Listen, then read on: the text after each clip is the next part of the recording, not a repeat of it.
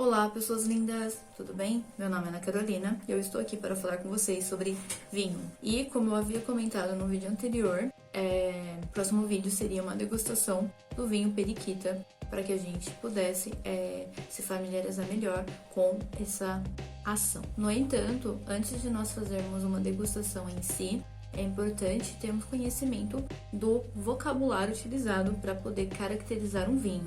Então, eu decidi fazer esse vídeo para que possamos aprender um pouco mais sobre o vocabulário e, em seguida, passarmos para a etapa da degustação de um vinho em si. Um vinho, ele é caracterizado a partir dos três sentidos que utilizamos durante o processo de degustação.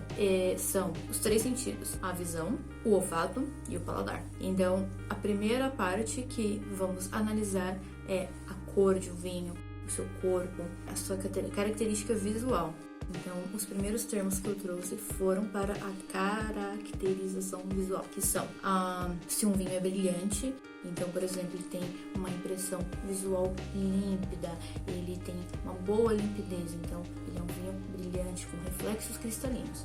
Ele também pode ser um vinho com caráter, ou seja, ele apresenta uma personalidade, ele apresenta uma potência, ele se diferencia visualmente dos outros vinhos. E nós também temos o vinho estruturado, que é aquele vinho que tem uma alta qualidade resultante do teor alcoólico. Então, no próximo vídeo, quando formos fazer a análise visual de um vinho, você vai ver que ele apresenta características na borda do bojo que advém da quantidade de álcool do vinho. Então, a partir do exame visual, a gente consegue fazer essa caracterização.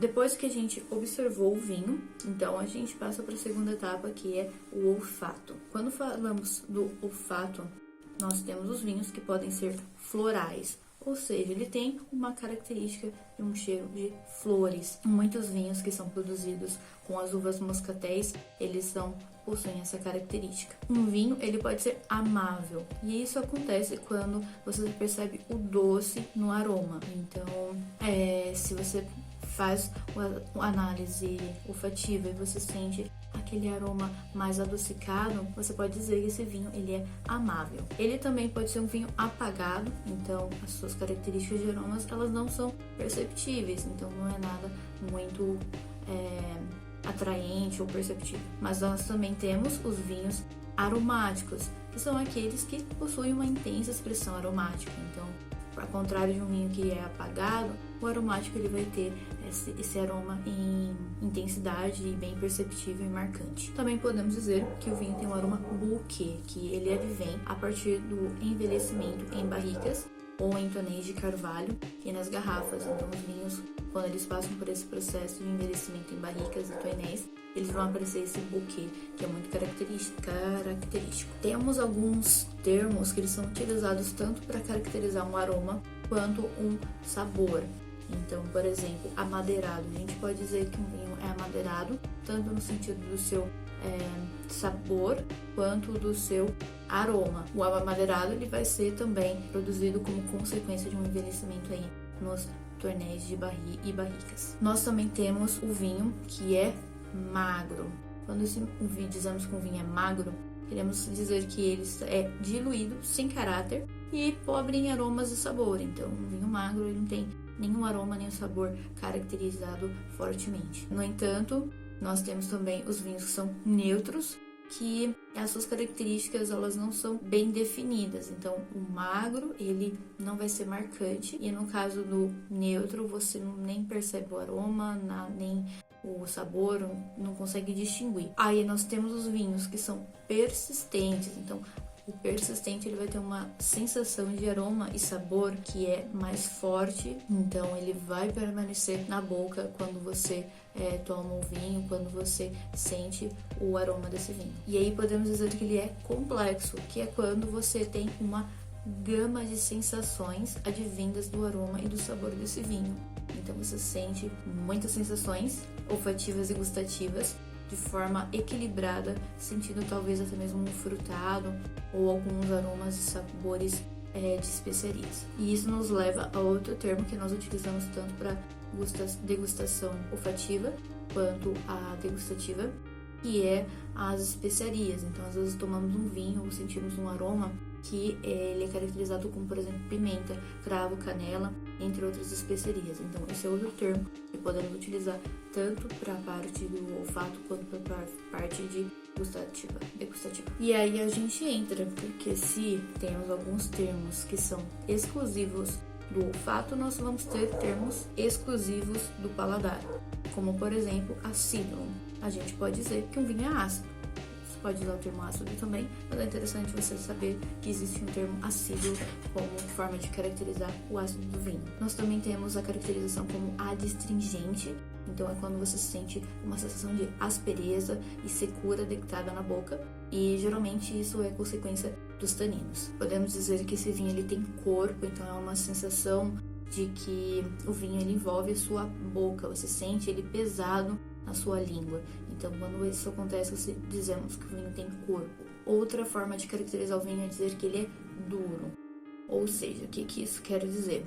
Quando a gente tem essa astringência que comentamos anteriormente, que é algo normal advindo dos taninos, só que de forma acentuada, isso passa a ser algo ruim. Se você diz que um vinho é duro, quer dizer que ela tem essa astringência, só que essa astringência ela pode ser melhorada com o tempo. Então, se esse vinho passar mais tempo em guarda, é possível que essa astringência diminui, então ele pode se tornar um vinho melhor. Podemos dizer também que o vinho é agressivo quando quando ele é muito tânico ou muito ácido, ou até mesmo quando possui um teor alcoólico muito marcante. Podemos dizer que o vinho ele é herbáceo, quando a gente encontra sabores de ervas e até mesmo alguns outros vegetais. Outra forma é também dizer que o vinho ele é agulha.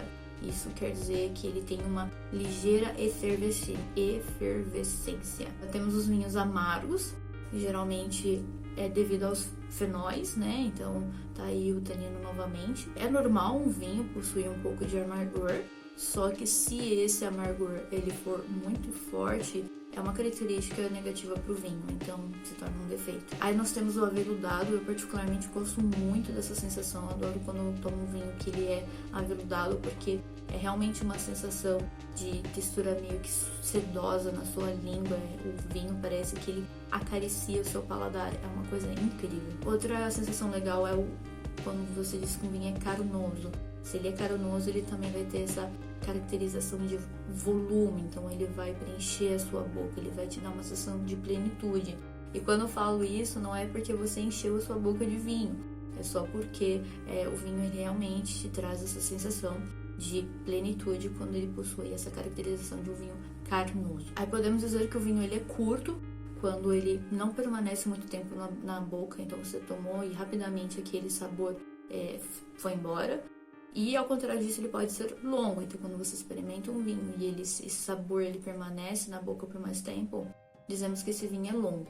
E uma outra forma de dizer que o vinho permanece na boca, a gente pode dizer que ele tem retrogosto, ou seja, ele vai permanecer na boca após você ter engolido, você ainda continua sentindo o sabor do vinho. Então, se você tem um vinho curto, ele tem um retrogosto fraco ou pouco retrogosto.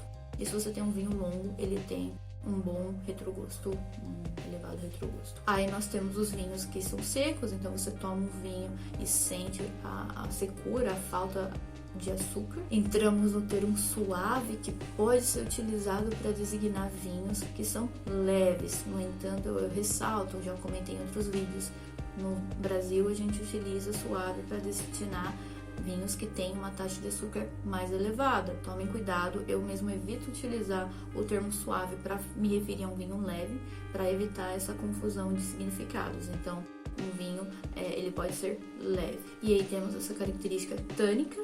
Então, o vinho tânico é quando ele tem um alto teor de taninos. Isso vai fazer com que ele tenha uma alta astringência. Também temos o vinho untuoso, que é quando você percebe essa viscosidade que preenche sua boca de forma diferente. Então, é diferente do aveludado, diferente do caronoso. No caso do untuoso, ela é uma sensação de viscosidade. E aí, gente, depois que você pegou e iniciou o processo de caracterização desse vinho, analisou o visual, analisou qual que é o seu aroma e chegou na parte do seu sabor, você consegue dizer de forma geral como você caracterizaria aquele vinho como um todo. Então, por exemplo, a gente pode dizer que o vinho ele é elegante.